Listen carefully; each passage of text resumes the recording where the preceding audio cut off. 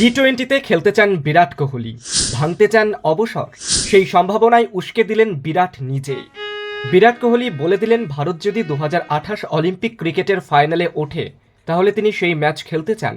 ভারতীয় দলের জার্সিতে তাকে ফের দেখা যাবে। অবসর ভেঙে মেন ইন ব্লুর সঙ্গে যোগ দিচ্ছেন তাহলে বিরাট।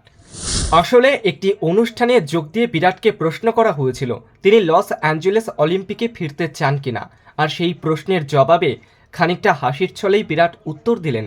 এক প্রকার রসিকতার সুরে বিরাট জানিয়ে দিলেন, গোটা অলিম্পিকে খেলা না না, তবে যদি আমরা সোনা জেতার ম্যাচে খেলি তাহলে হয়তো একটা ম্যাচের জন্য আমি অবসর ভেঙে খেলে নিলাম এবং মেডেলটা বাড়ি নিয়ে ফিরে এলাম। পুরোটাই হয়েছে রসিকতার মোড়কে।